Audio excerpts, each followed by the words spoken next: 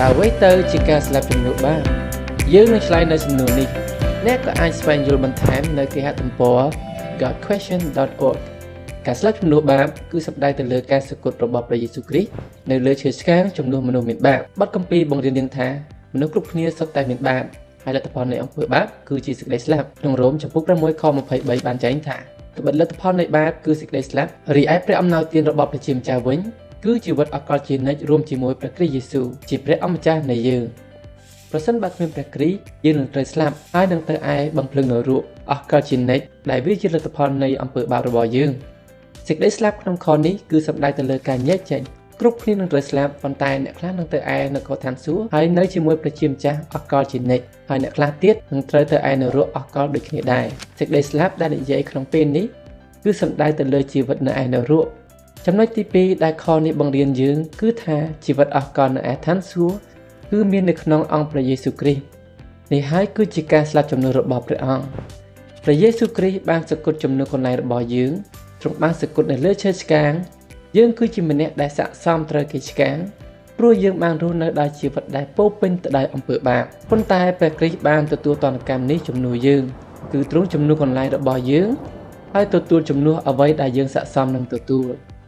បិទឯព្រះអង្គដែលមិនបានស្គាល់បាបសោះនោះទ្រង់បានធ្វើឲ្យត្រឡប់ជាទូបាបជំនួសយើងរាល់គ្នាវិញដើម្បីឲ្យយើងរាល់គ្នាបានត្រឡប់ទៅជាសេចក្តីសុចរិតរបស់ព្រះដោយនៅព្រះអង្គនោះឯងទ្រង់បានផ្ទុកអំពើបាបរបស់យើងរាល់គ្នានៅលើរូបអង្គទ្រង់ជាប់លើឈើឆ្កាងដើម្បីឲ្យយើងបានរស់ខាងឯសេចក្តីសុចរិតដែលបានស្លាប់ខាងឯអំពើបាបហើយគឺដោយស្នាមជុំរបស់ទ្រង់ដែលអ្នករាល់គ្នាបានជាម្ដងទៀតដែលព្រះគ្រីស្ទបានទទួលបាបដែលយើងប្រព្រឹត្តទៅលើអង្គទ្រង់ដើម្បីបង់ថ្លៃបាបជំនួសយើង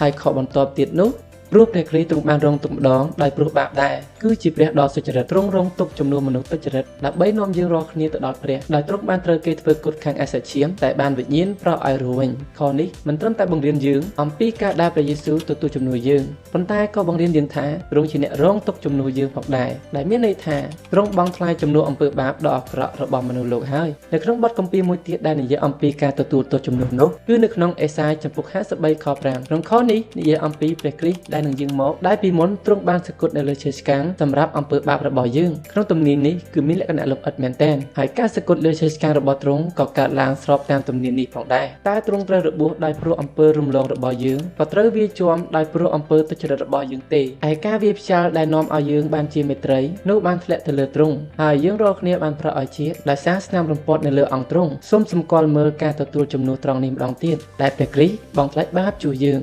អាចបង់ថ្លៃបាបរបស់យើងបានដោយទទួលទោសនៅឯបឹងភ្លើងនរកអកលតែបុត្រានៃព្រះគឺព្រះយេស៊ូវគ្រីស្ទបានយាងមកផែនដីហើយទ្រង់បង់ថ្លៃបាបជំនួសយើងដោយព្រោះទ្រង់ធ្វើដូច្នេះឥឡូវនេះយើងមានឱកាសមិនត្រឹមតែទទួលបានការអត់ទោសអំពើបាបប៉ុណ្ណោះទេតែយើងអាចចំណាយពេលអកលជានិច្ចជាមួយទ្រង់ទៀតផងដើម្បីទទួលបានឱកាសនេះយើងត្រូវតែដាក់ជំនឿជឿទៅលើអ្វីដែលព្រះគ្រីស្ទបានធ្វើនៅលើឈើឆ្កាងហើយជឿថា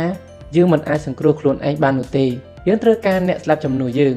ហើយការសគត់របស់ព្រះគ្រីស្ទគឺជាសេចក្តីស្លាប់ជំនួសបាបរបស់យើងរួចស្រេចទៅហើយនេះហើយគឺជាចម្លើយដែលសួរមុននេះថាតើអ្វីទៅគឺជាការស្លាប់ជំនួសបាបនៅលើគេហទំព័រ godquestion.org